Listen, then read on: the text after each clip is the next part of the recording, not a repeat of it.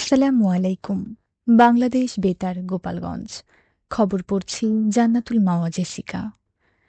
প্রধান বিচারপতি ডক্টর সৈয়দ রেফাত আহমেদ বলেছেন, ন্যায় প্রতিষ্ঠিত হলে রাষ্ট্র দৃঢ় হয়, আর ন্যায় ব্যর্থ হলে সবচেয়ে শক্তিশালী রাষ্ট্র ভেঙে পড়ে। গতকাল রাজশাহী বিশ্ববিদ্যালয়ের আইন বিভাগের ৭২তম প্রতিষ্ঠাবার্ষিকী উপলক্ষে আয়োজিত অনুষ্ঠানে প্রধান অতিথির বক্তৃতায় তিনি এসব কথা বলেন।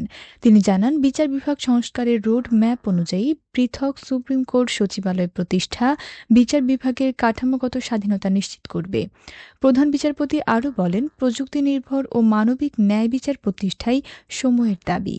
অনুষ্ঠানে বাংলাদেশ সুপ্রিম কোর্টের আপিল বিভাগের বিচারপতি জুবায়ের রহমান চৌধুরী, বিচারপতি এস এম ইমদাদুল হক ও বিচারপতি এ কে এম আসাদুজ্জামান বিশেষ অতিথি ছিলেন। এছাড়া সুপ্রিম কোর্টের হাইকোর্ট বিভাগের বিচারপতি সহ আইনজীবী, শিক্ষাবিদ এবং নবীন আইন স্নাতকরা উপস্থিত ছিলেন।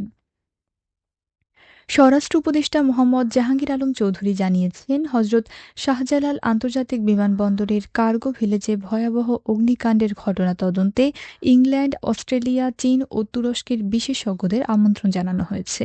গতকাল দুপুরে ঘটনাস্থল পরিদর্শন শেষে তিনি বলেন, আগুনের কারণ ও দায়ী ব্যক্তিদের শনাক্ত করতে এসব দেশ থেকে বিশেষজ্ঞরা তদন্তে যোগ দেবেন। তিনি জানেন, কার্গো ভিলেজে দাহ্য পদার্থ ও গার্মেন্টস সামগ্রী বেশি থাকায় আগুন দ্রুত ছড়িয়ে পড়ে। ফায়ার সার্ভিস সময়মতো ঘটনাস্থলে পৌঁছে আগুন নিয়ন্ত্রণের সর্বোচ্চ চেষ্টা করেছে। উপদেষ্টা আরও বলেন, বিমানবন্দরে ইলেকট্রনিক গেট দ্রুত চালুর উদ্যোগ নেওয়া হচ্ছে এবং প্রবাসী শ্রমিকদের পাসপোর্ট ফি কমানোর বিষয়েও আলোচনা চলছে। আগামী জাতীয় সংসদ নির্বাচনে বিজয়ের লক্ষ্যে ঐক্যবদ্ধভাবে কাজ করার আহ্বান জানিয়েছেন বিএনপির সহ সাংগঠনিক সম্পাদক সেলিমুজ্জামান সেলিম। গতকাল বিকেলে গোপালগঞ্জের কাশিয়ানীতে উপজেলা বিএনপি ও অঙ্গ সংগঠনের আয়োজিত এক মতবিনিময় সভায় তিনি এ আহ্বান জানান। তিনি বলেন, ঘরে বসে থাকলে চলবে না, জনগণের অধিকার প্রতিষ্ঠায় সবাইকে মাঠে থাকতে হবে। তারেক রহমান ঘোষিত ৩১ দফা রাষ্ট্র মেরামতের রূপরেখা মানুষের কাছে পৌঁছে দিতে হবে। সভায় উপজেলা বিএনপির সভাপতি মোহাম্মদ মোস্তফা মোল্লা ও সাধারণ সম্পাদক শেখ মোহাম্মদ সেলিম সহ স্থানীয় নেতৃবৃন্দ উপস্থিত ছিলেন। রক্ত দিন, জীবন বাঁচান, লড়ছি আমরা, গড়তে মানবতা, এই স্লোগানকে সামনে রেখে নড়াইল জেলা ব্লাড ব্যাংকের ৬ষ্ঠ প্রতিষ্ঠাবার্ষিকী পালিত হয়েছে। গতকাল লোহাগড়া উপজেলা পরিষদ মিলনায়তনে আয়োজিত অনুষ্ঠানের উদ্বোধন করেন জেলা ব্লাড ব্যাংকের উপদেষ্টা ও লোহাগড়া সরকারি পাইলট উচ্চ বিদ্যালয়ের প্রধান শিক্ষক এস এম হায়াতুজ্জামান। সংগঠনের প্রতিষ্ঠাতা সভাপতি মাহমুদুল হাসানের সভাপতিত্বে অনুষ্ঠানের প্রধান অতিথি হিসেবে উপস্থিত ছিলেন জাতীয়তাবাদী সমমনা জোটের সমন্বয়ক ও এনপিপির কেন্দ্রীয় কমিটির চেয়ারম্যান ড ফরিদুজ্জামান ফরহাদ। এ সময় সংশ্লিষ্ট ব্যক্তিবর্গ উপস্থিত ছিলেন। শরীয়তপুরে আলোচিত নাজমা বেগম হত্যা মামলার রহস্য উদ্ঘাটন করেছে র্যাব। ঘটনার সঙ্গে জড়িত রিপন মোল্লা নামে এক আসামিকে গ্রেপ্তার করা হয়েছে। গতকাল দুপুরে মাদারীপুরের র্যাব ৮-১ সংবাদ সম্মেলনে এ তথ্য জানায়। র্যাব জানায়, গত ২১ অক্টোবর স্বর্ণালংকার ও নগদ টাকার জন্য পরিকল্পিতভাবে নাজমাকে হত্যা করে আসামিরা।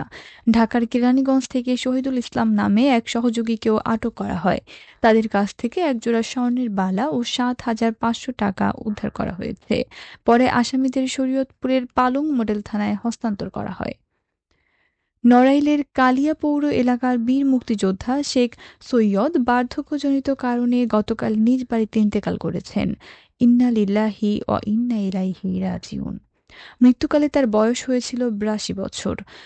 বাদ আসর স্থানীয় ঈদগাহ মাঠে রাষ্ট্রীয় মর্যাদায় গার্ড অব অনার প্রদান করে জানাজা শেষে পারিবারিক কবরস্থানে তাকে দাফন করা হয়। এ সময় উপস্থিত ছিলেন কালিয়া উপজেলা নির্বাহী কর্মকর্তা মোহাম্মদ রাশেদুজ্জামান, স্থানীয় মুক্তিযোদ্ধা, থানা পুলিশের সদস্যসহ বিভিন্ন শ্রেণী পেশার মানুষ। এখন শুনুন কৃষি সংবাদ।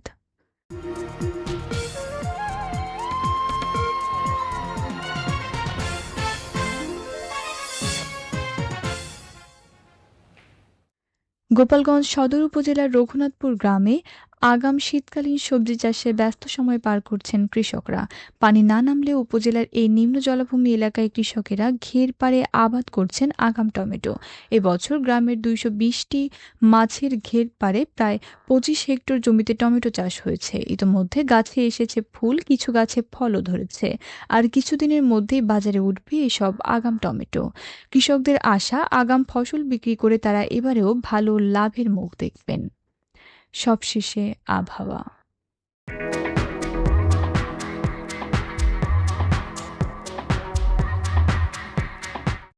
আজ বেলা ১টা পর্যন্ত আবহাওয়ার পূর্বাভাসে বলা হয়েছে, দেশের অভ্যন্তরীণ নদীবন্দরসমূহের জন্য কোনো সতর্কবার্তা নেই এবং কোনো সংকেতও দেখাতে হবে না। খবর শেষ হলো। আমাদের পরবর্তী খবর প্রচারিত হবে সকাল ১০টা ৩০ মিনিটে বাংলায়।